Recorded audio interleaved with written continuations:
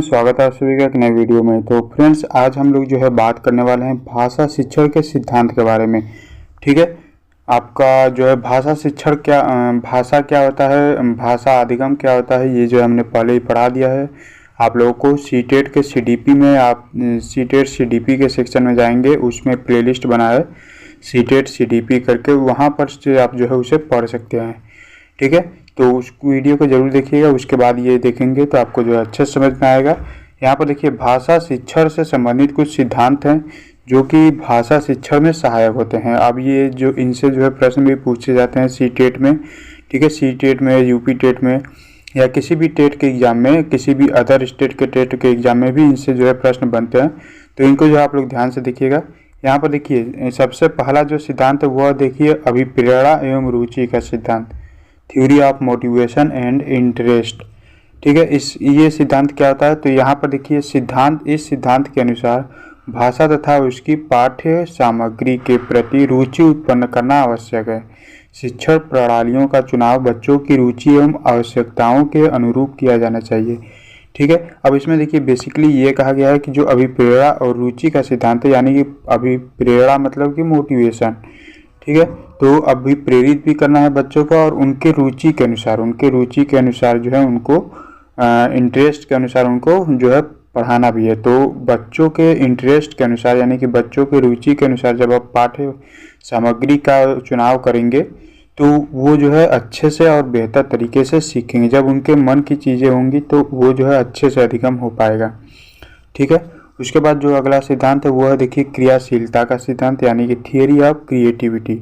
इसमें देखिए क्या कहा गया है कि बालक को करके सीखने में आनंद का अनुभव होता है।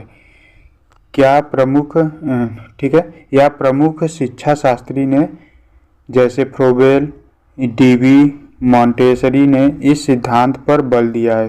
भाषा शिक्षण के समय छात्रों को सतत क्रियाशील रहना आवश्यक होता है। इससे छात्रों की अध्ययन में रुचि बढ़ती है, जैसे कि प्रश्न पूछना, मौखिक व लिखित कार्य करना आदि।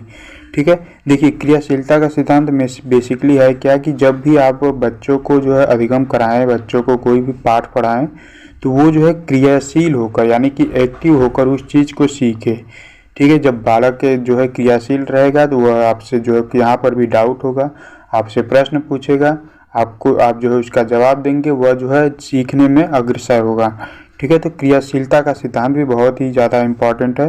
क्रियाशीलता के सिद्धांत से भी जो है आपका प्रश्न पूछा जाता है। उसके बाद आ जाता है आपका अभ्यास का सिद्धांत। ठीक है, थ्योरी ऑफ प्रिंसिपल या फिर थ्योरी ऑफ प्रैक्टिस भी बोल सकते हैं इसको। इसके अनुसार व्यक्ति जिस कार्य को बार बार करता है उसे शीघ्र सीख जाता है, एवं जिस क्रिया को बहुत कम समय तक नहीं करता है उसे भूलने लगता है। अतः भाषा शिक्षण के समय छात्रों को अभ्यास करते रहना चाहिए। उदाहरण के लिए नए शब्दों को बोलने का अभ्यास करना चाहिए। ठीक है, इनका मतलब है अभ्यास का सिद्धांत बेसिकली है क्या है। अभ्यास का सिद्धांत का मतलब है कि आप कोई भी चीज़ कर रहे हो तो उसे जो है 2-4 दिन पर जो है रेगुलर उसका जो है अभ्यास करते रहें, मतलब कि उसका जो है प्रैक्टिस करते रहें, नहीं तो आप जो है चीज़ों को भूलने लगेंगे। जैसे आप कोई भी चीज़ पढ़ते हैं, अगर 2-4 दिन पर उसको नहीं दोहराते हैं, नहीं पढ़ते हैं, तो वो चीज़ें आपके दिमाग से जो है धीरे धीरे उतरने लगती हैं और आप जो है भूलने लगते हैं। इसी का जो है कहा गया है इसी को कि अधिगम में अभ्यास भी जो है बहुत ही ज़्यादा इम्पॉर्टेंट है। ठीक है, उसके बाद जो अगला है देखिए, अगला है आपका समन्वय का सिद्धांत।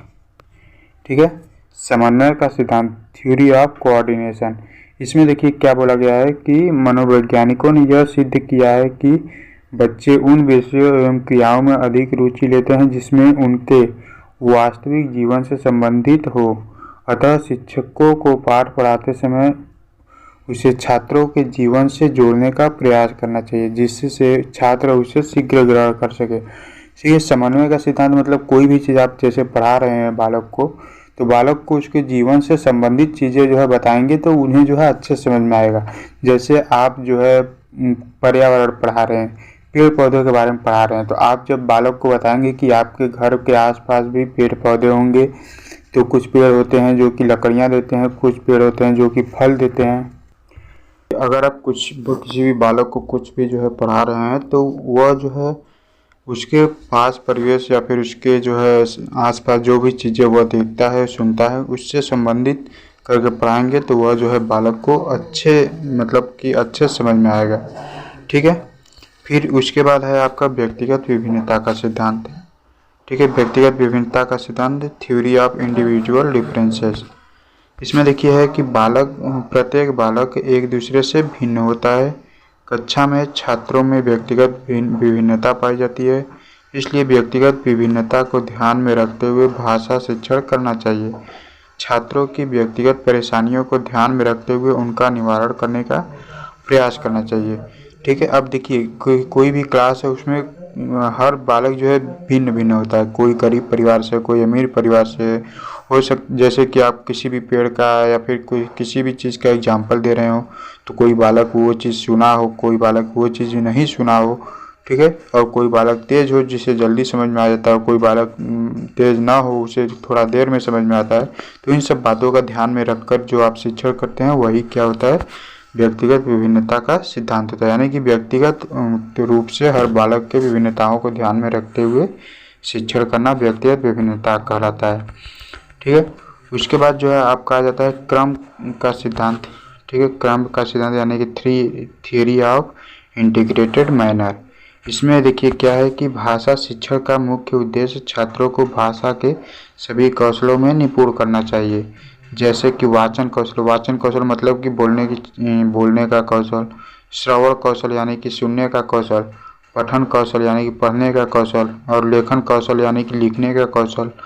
इन सभी कौशलों का समुचित ध्यान देना अत्यंत आवश्यक होता है। सभी बालकों को सिखाने का सही क्रम सही होना चाहिए, अर्थात इन्हें क्रम से सिखाना चाहिए। इनका क्रम इस प्रकार है। पहले देखिए बालक को जो है सुनने का जो है कौशल विकसित करना चाहिए, फिर जो है बोलने का, फिर जो है पढ़ने का और फिर जो है लिखने का। ठीक है। पता चला कि बालक जो है अच्छे से सुन नहीं पा रहा है या फिर अच्छे से बोल नहीं पा रहा है, आप उसे जो है पढ़ने के लिए पहले बोल रहे हैं। ठीक है। तो ये एक क्रम में चलेगा तो बालक जो है अच्छे से सीख पाएगा, है ना। उसके बाद जो है आपका आ जाता है अनुकरण का सिद्धांत, थियोरी ऑफ इमिटेशन। अब अनुकरण का सिद्धांत यानी कि अनुकरण मतलब कि सुनकर जो है उसको अपनी भाषा में बोलना, यही है आपका अनुकरण का सिद्धांत। ठीक है। अब इसमें देखिए बच्चे अनुकरण द्वारा जल्दी सीखते हैं। बच्चे अपने शिक्षक के बोलने, लिखने, स्वर एवं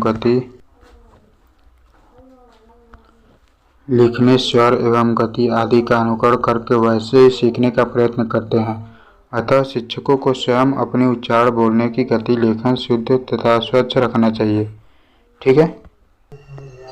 अब देखिए अनुकरण सिद्धांत का सीधा सा मतलब है कि बच्चे जो है बालक जो है अनुकरण करके यानी कि अपने शिक्षकों को, अपने सहपाठियों को सुन करके, देख करके जो है सीखते हैं। तो टीचर को चाहिए कि उन्हें जो है अच्छे से लिख कर बताएं, अच्छे से जो है बोल कर बताएं उनमें क्योंकि टीचर में जितनी कम त्रुटियां रहेंगी बालक भी उतने ही कम त्रुटि करेंगे। ठीक है। तो ये जो है अनुकरण का सिद्धांत हो गया।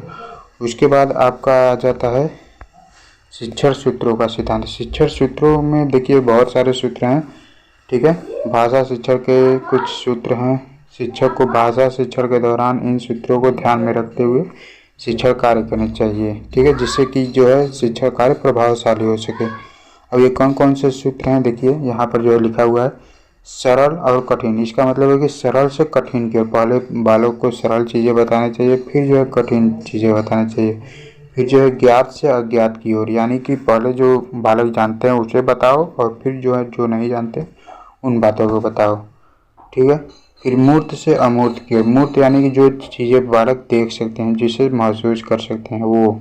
फिर जो है अमूर्त चीज़ें यानी कि जिसे महसूस नहीं कर पाते।